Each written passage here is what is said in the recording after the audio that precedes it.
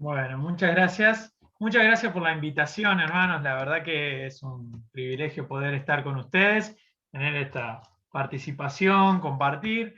La verdad que se extraña, hace mucho que no visito el salón y verlos a todos y darles un abrazo, más todavía. La verdad que he pasado en este tiempo por algunas casas, por visitando a algunos hermanos, amigos y la verdad que hace falta el poder encontrarnos, abrazarnos, compartir los tiempos, vernos no por un dispositivo, sino vernos cara a cara.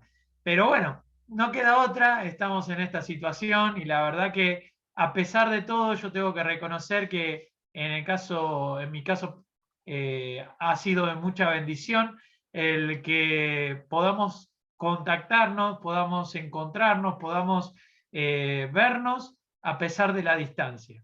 Son 700, un poquito más de 700 kilómetros que tenemos de Merlo hasta allí y gracias a Dios hoy lo podemos hacer de esta manera y poder encontrarnos. La verdad que es una bendición.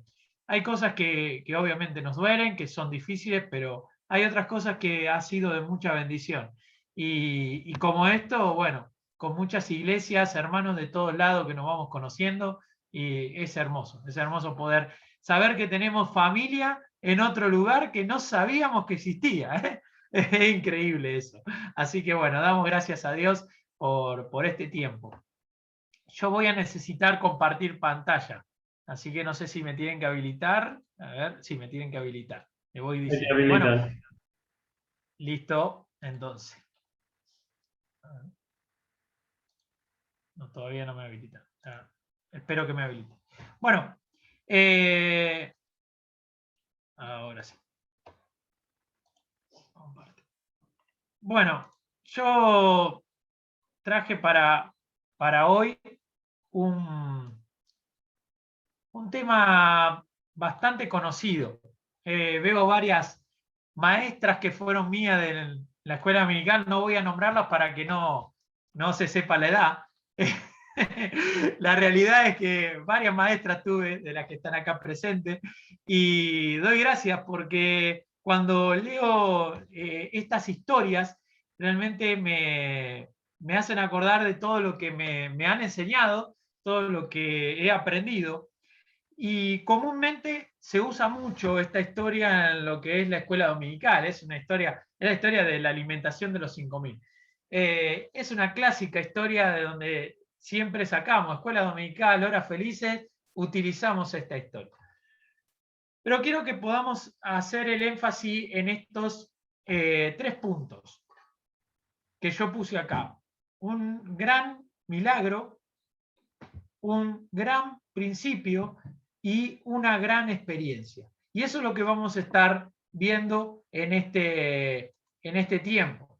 Ver estos tres puntos donde poder afirmarnos bueno, y poder un poco reflexionar en la palabra de Dios, lo que el Señor nos puede decir con esta palabra, con este hecho, con esta acción tan milagrosa que el Señor Jesús tuvo allí en Israel.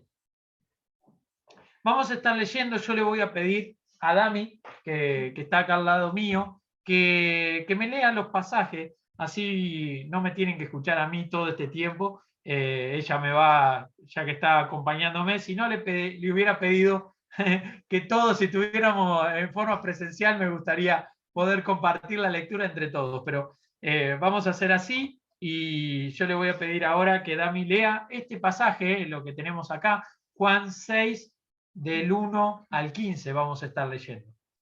Así que leemos entonces Juan 6 del 1 al 15. Después de esto, Jesús fue al otro lado del mar de Galilea, el de Tiberias, y le seguía gran multitud porque veían las señales que hacían los enfermos. Entonces subió Jesús a un monte y se sentó allí con sus discípulos. Y estaba cerca la Pascua, la fiesta de los judíos. Cuando alzó Jesús los ojos y vio que había venido a él gran multitud, dijo a Felipe: ¿de dónde compraremos pan para que coman estos? Pero esto decía para probarle, porque él sabía lo que había de hacer. Felipe le respondió, 200 denarios de pan no bastarían para que cada uno de ellos tomase un poco. Uno de sus discípulos, Andrés, hermano de Simón Pedro, le dijo, aquí está un muchacho que tiene 5 panes de cebada y 2 pececillos. ¿Mas qué es esto para tantos? Entonces Jesús dijo, haced recostar la gente. Y había mucha hierba en aquel lugar, y se recostaron como en número de 5000 varones. Y tomó Jesús aquellos panes, y habiendo dado gracias, los repartió entre los discípulos, y los discípulos entre los que estaban recostados, asimismo de los peces cuanto querían. Y cuando se hubieron saciado, dijo a sus discípulos, recoged los pedazos que sobraron, para que no se pierda nada. Recogieron pues y llenaron 12 cestas de pedazos que de los 5 panes de cebada sobraron a los que habían comido.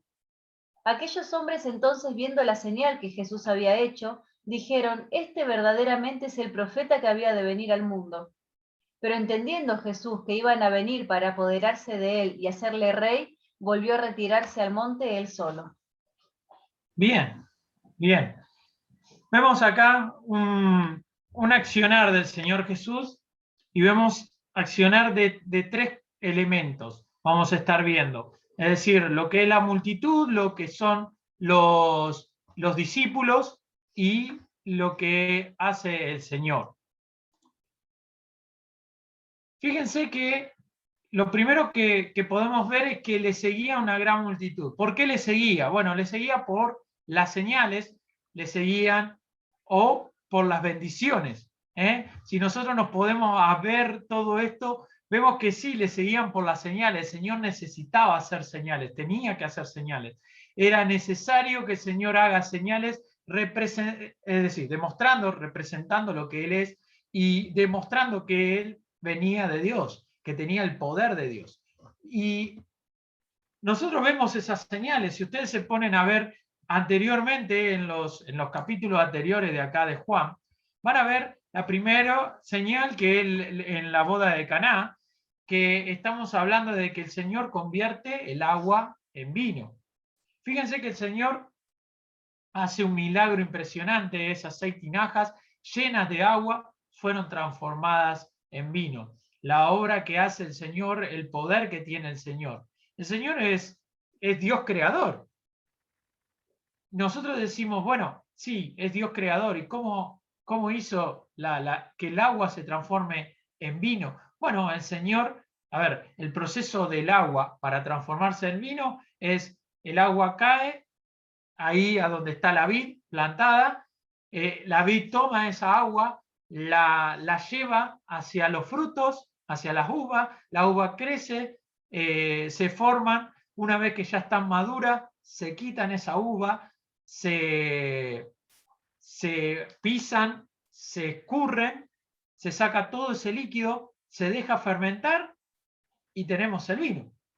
Bueno, la realidad es que el Señor todo eso lo hizo en un solo momento, en un abrir y cerrar de ojos. El Señor es Dios que obra con la creación, que puede crear, que puede hacer todas las cosas. Y lo vieron y entendieron todo lo que estaba pasando. También el Señor, ahí en el capítulo 5, cura a un enfermo. Y la curación del enfermo, esta persona no se podía mover, estaba ahí en el estanque, nadie lo llevaba, bajaba el ángel, movía el agua y nadie quería llevarlo. Y viene el Señor Jesús y lo sana. Y lo sana un día de reposo.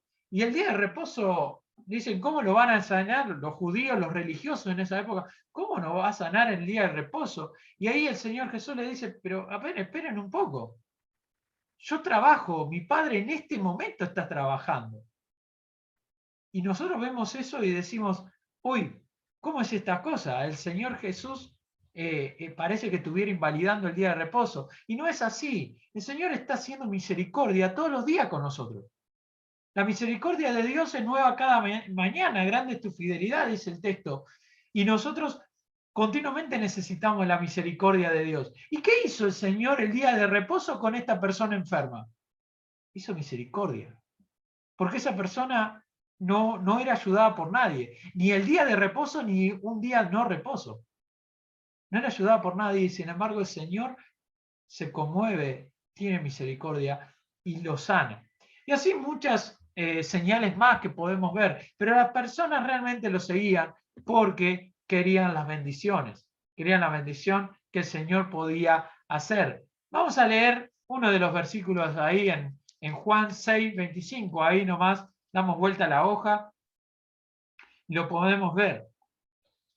Juan 6, versículo 25 dice: y hallándole al otro lado del mar, le dijeron: Rabí, ¿cuándo llegaste acá?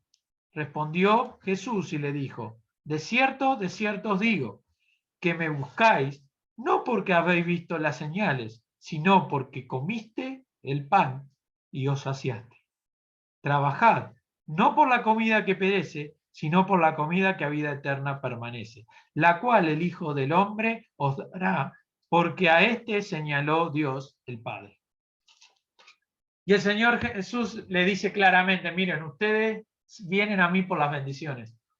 A ver, basta, no vengan a mí por las bendiciones. Ustedes tienen que trabajar por la comida que a vida eterna permanece.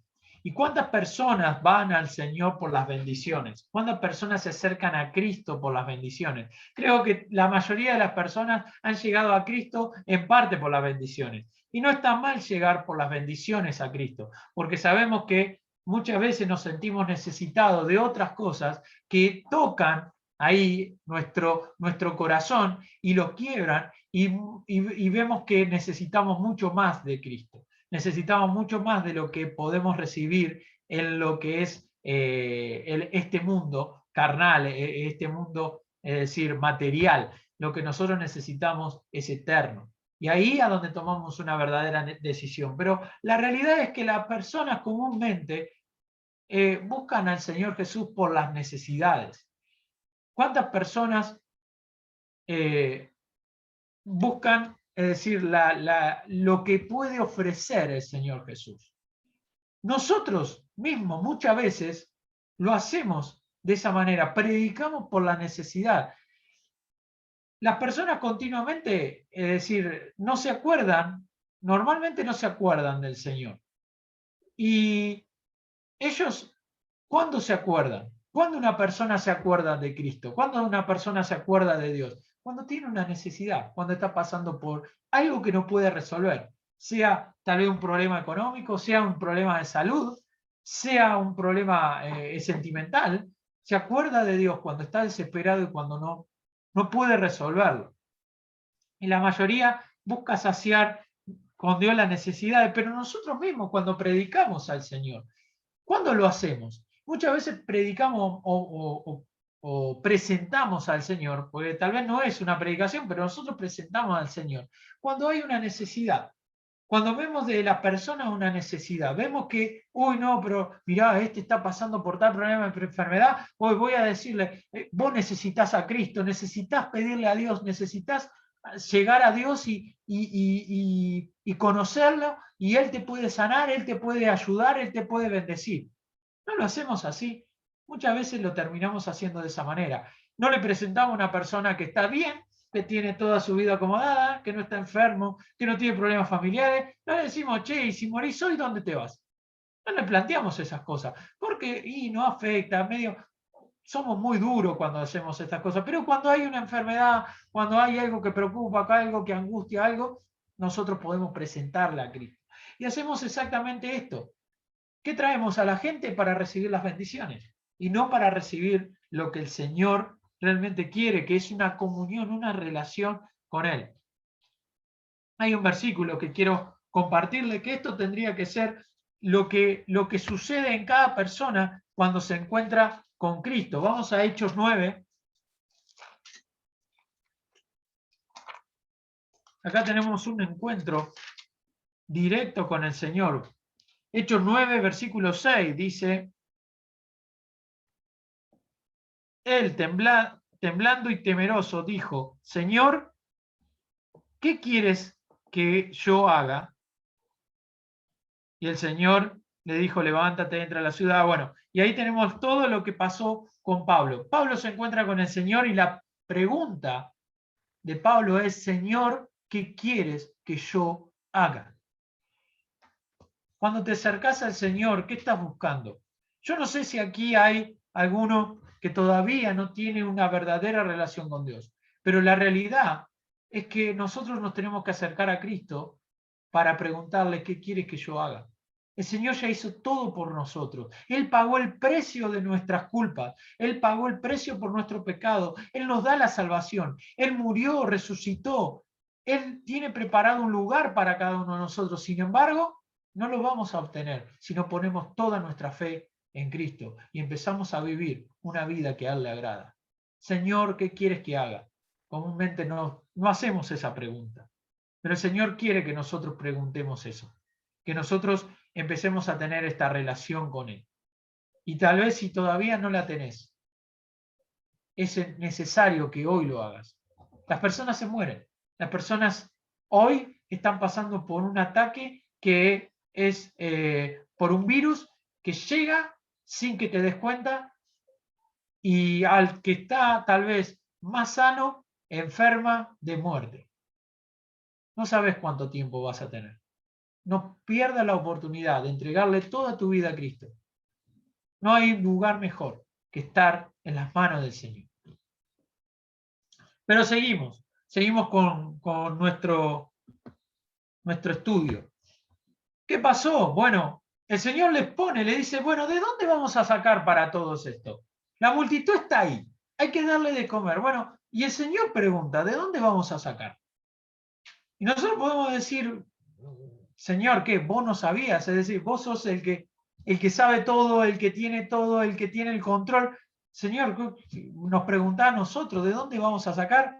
Pero fíjense que los discípulos dijeron, es decir, se hicieron parte. Lo vieron la necesidad y dijeron, bueno, mirá, 200 denarios, lo que tenemos, 200 denarios no alcanzaría. ¿Cuánto tenemos? Tenemos 200 denarios. Pero fíjense lo que son 200 denarios. Si ustedes ven el puntero mío, acá yo puse, vamos a hacer algunas ecuaciones, ya tengo el contador, justo lo estoy viendo, pero bueno, permítanme hacer estas ecuaciones de una forma sencilla, espero que se entienda. Bueno, nosotros tenemos acá 200 denarios, yo puse DN para resumirlo. 200 denarios son 200 días de trabajo. Si ustedes se acuerdan muy bien, el jornalero cobraba un denario por cada día de trabajo. Ahora, si nosotros podemos hacer un cálculo más o menos, nosotros podemos decir que un denario equivale a lo que necesita una familia tipo.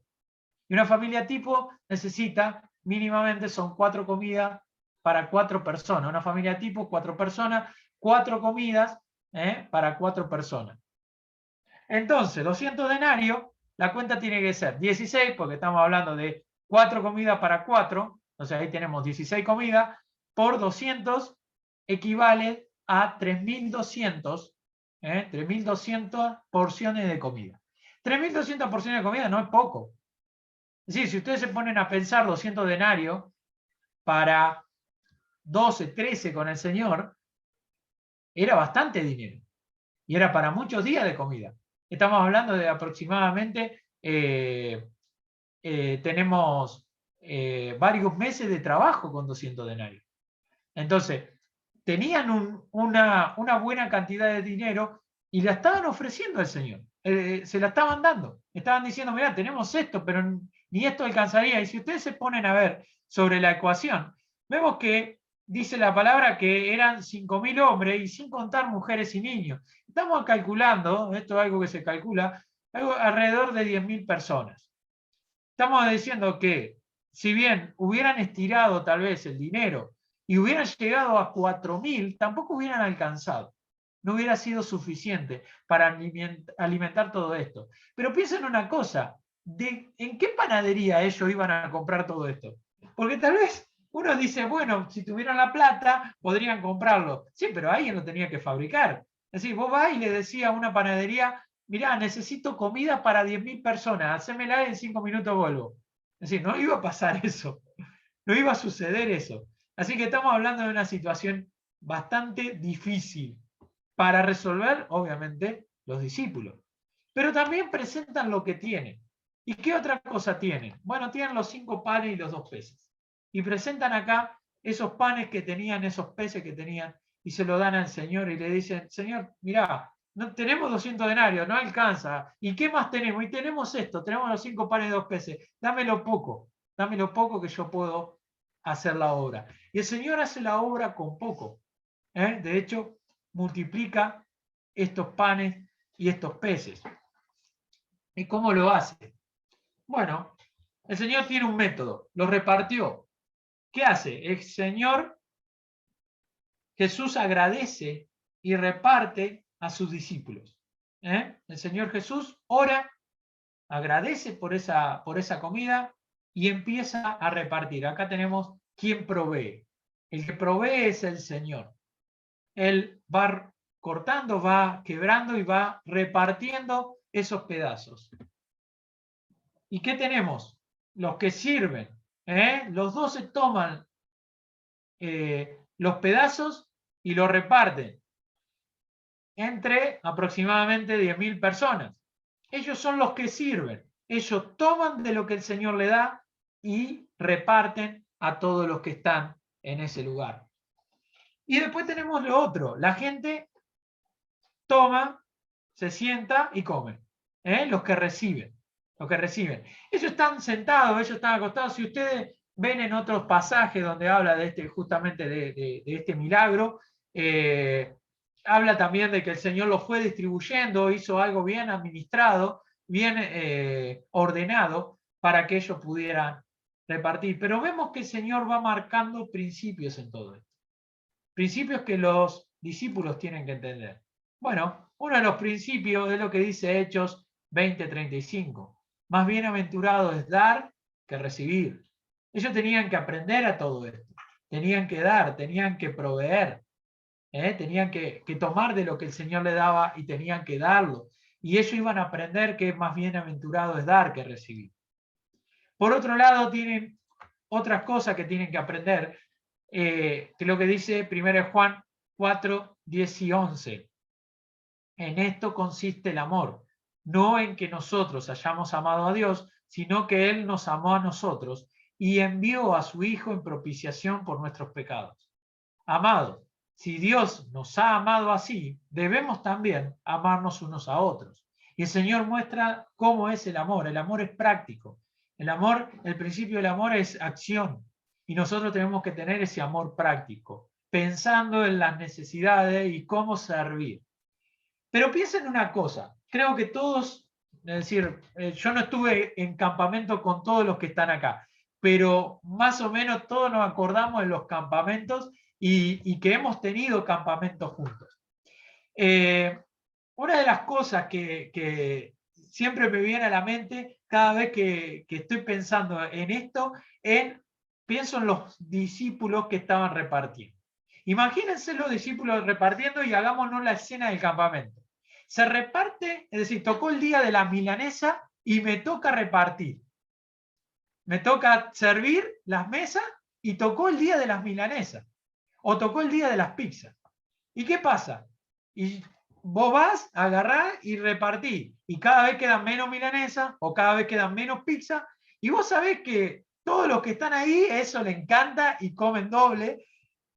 Y va quedando, ¿qué queda? Queda la milanesa que se recontra recocinó, con los bordes todos negros, que la comés como galleta porque no te queda otra, o te queda la pizza esa, la que no tiene queso, la que apenas la tengo una lambida, porque ya se comieron todo.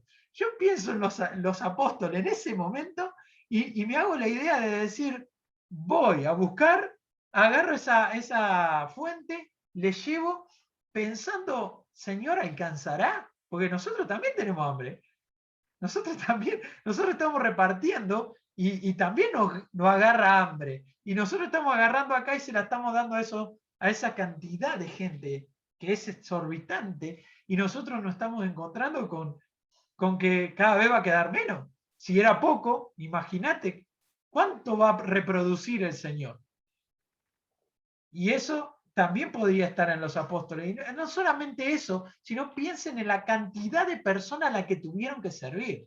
A veces nos cuesta en un campamento servir a 100 personas, servir a 200 personas. Estamos hablando de 10.000 personas, 12 personas sirviendo a 10.000 personas. Es una locura. Es una locura, sin embargo, ellos estaban sirviendo.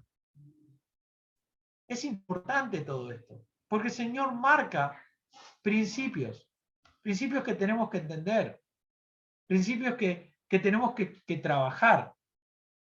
El Señor va mostrando a ellos cómo debe ser su ministerio. El ministerio parte porque nosotros damos lo que el Señor proveyó. Es un ministerio simple. La obra misionera significa esto: dar lo que el Señor te proveyó. Servís con lo que el Señor te dio. El Señor te dio a vos primero. El Señor te bendijo a vos primero con lo que te dio. ¿Y vos qué entregás? Entrego lo que Dios me dio. Lo que obtuve del Señor. No hay más que dar. ¿Qué más puedo dar? Doy todo lo que el Señor me da. Y el Señor da cada día más abundante. El Señor es proveedor.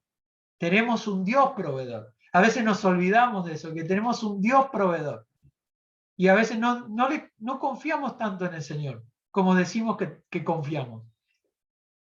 Tenemos que confiar en ese Dios proveedor, que nos da todas las cosas más abundantemente de lo que nosotros pensamos, creemos. El Señor siempre nos está cuidando. Y nosotros tenemos que ser eso que el Señor quiere que seamos siervos, que dan. Pero vemos a las otras personas que se sientan, que reciben. ¿Y sabes qué pasa cuando no dan lo que el Señor tiene para vos? Bueno, pasa esto. Estás sentado y estás recibiendo. Si vos sos la persona que das, vas a ser la persona que sirve, vas a ser la persona que está cumpliendo el ministerio, que está cumpliendo la misión, que estás haciendo lo que el Señor quiere. Pero si te sentaste y estás recibiendo nomás, lamentablemente sos de este grupo. El grupo que lo único que hace es se sienta, recibe. Y no sabemos qué es lo que puedo aprender. Pero tenemos lo que sí podemos entender. Podemos ver al Señor obrando en todo momento. Podemos ver al Señor trabajando en todo momento. Y este milagro parece que fuera para esos 10.000. Y la realidad es que no era para esos 10.000, era para los 12. 12 cestas recogieron. 12 cestas llenas. Y cuando habla de la cesta llena, estamos hablando de esa cesta, la palabra esa no es de las cestas de mandado, las cestas livianas, sino cestas grandes, cestas que se llevaban, es decir, un peso importante. Y esas 12 cestas se llenaron. A ellos no les faltó para nada. Yo quiero contarles algo que hace un tiempo lo escuché y me gusta y me parece muy práctico para todo esto, que es la diferencia que hay entre el mar de Galilea y el mar muerto. El mar de Galilea recibe el agua que viene de la parte de deshielo, de la parte de lo que es la montaña, recibe el agua y el mar de Galilea está lleno de peces. De hecho, conocemos muchas historias de los milagros, de la pesca esa que habían sacado y las redes se rompían. Está lleno de peces. Es un lugar donde hay una abundancia de vida en ese lugar. Sin embargo, siguiendo por el Jordán, bajamos y llegamos al Mar Muerto. Y el Mar Muerto es muerto, no tiene nada. No puede crecer la vida no puede prosperar en ese lugar. ¿Y cuál es la diferencia entre esos dos? Bueno, el Mar de Galilea entra agua y sale agua. Hay un canal, tiene entrada y tiene salida. Sin embargo, el Mar Muerto no. El Mar Muerto, la única salida que tiene esa agua es la evaporación. Se evapora y lo que quedan son las sales. Y tiene un concentrado de sal que mata todo. Y tenemos esa gran diferencia en quién recibe y da y quién recibe y se lo queda. Y el Señor quiere que seamos canales de bendición. Tenemos que ser como ese mar de Galilea. que recibe y da. Es un canal de bendición. Y por eso hay vida. Y hay abundancia. El otro es agua estancada. Agua que queda y que se evapora. Y que queda todo lo que se le trae a ese lugar. Y por eso no hay vida. No puede prosperar. Todo se muere.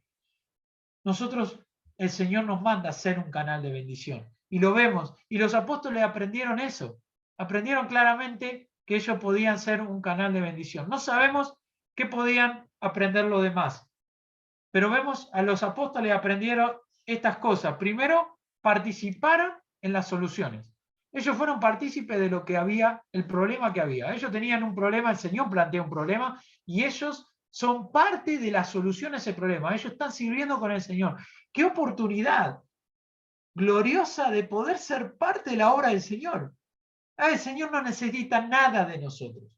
No necesita ninguno de nosotros. Sin embargo, Él quiere involucrarnos en su obra. Qué hermoso es poder decir, soy parte de la obra del Señor. Ser parte de la solución. El Señor le dice, miren, a ver, ¿qué opinan ustedes? Sí, ¿qué podemos opinar delante del Señor? ¿Qué podríamos decirle al Señor que Él no sepa? ¿O qué podríamos decirle al Señor que a Él lo instruya? Nada. La realidad es que nosotros no podríamos decir nada. Sin embargo, el Señor espera de nosotros que nosotros también seamos partícipes. Y los apóstoles aquí eran partícipes de todo esto. Servir al Señor. Esas personas fueron servidas.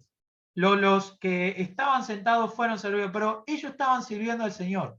La tarea que estaban haciendo, la estaban haciendo de parte del Señor. Y ellos estaban mostrando a Cristo en su vida.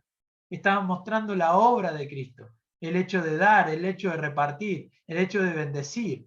Todo eso lo estaban haciendo. Ellos también estaban sirviendo al Señor. Y por último, vivir el milagro. Vivir el milagro. Las personas que estaban ahí recibieron un milagro.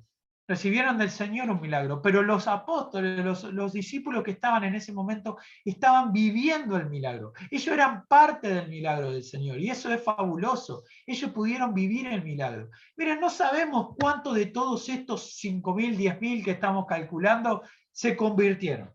Posiblemente cuando habló Pedro ahí después de Pentecostés, Pedro predica y seguramente habría algunas de las personas que habían visto los milagros del Señor y tal vez ahí se convirtieron, pero no lo sabemos, no lo dice la Biblia. No dice acá que quienes se convirtieron más. Lo que dice y lo que podemos ver es que se terminaron yendo todos, menos los discípulos. Pero después, cuando el Señor le planteó las cosas como tiene que ser, terminaron alejándose todos. Pero sí sabemos lo que pasó con estos 12, que tuvieron esas cestas y que pudieron recibir el milagro del Señor. Podemos ver cómo ellos obraron después, cómo vivieron después, cómo ellos continuaron la obra que el Señor tenía preparada. ¿Qué entregaban? Entregaban lo que el Señor le había dado. Y quiero, hermano, que enfatizar esto y que realmente te quede en tu cabeza y en tu corazón. No es difícil la obra, porque lo único que tenemos que hacer es dar lo que el Señor nos dio primero. ¿Qué te dio? ¿Qué te dio? Tal vez hoy te dé tiempo. Hoy con esto de la pandemia tal vez no puedas ir ni gastar el tiempo en otros lugares y te da tiempo. ¿Y qué estás haciendo con ese tiempo? ¿Te estás instruyendo? ¿Estás velando por tus hermanos? ¿Estás orando por tus hermanos? ¿Estás tratando de, tal vez no lo puedas visitar, pero aunque sea una llamadita por teléfono? ¿Estás preocupado por aquellos que tal vez están mal? Esa puede ser tu misión. El Señor te dio tiempo. Bueno, darle tiempo a tu hermano. Dale tiempo a la vida de los que están tal vez en situaciones complicadas. Pero tal vez no te dio tiempo, pero sí te da dinero. Hoy por hoy estamos en una situación donde la economía va y viene y algunas personas realmente han tenido una economía estable, no han sido afectadas. Además, algunos hasta esto lo ha beneficiado porque tenían diferentes actividades o comercio donde empezaron a trabajar mejor y a vender mucho más. Y realmente esto ha sido de bendición. Bueno, tal vez podés ayudar a tus hermanos. De forma simple.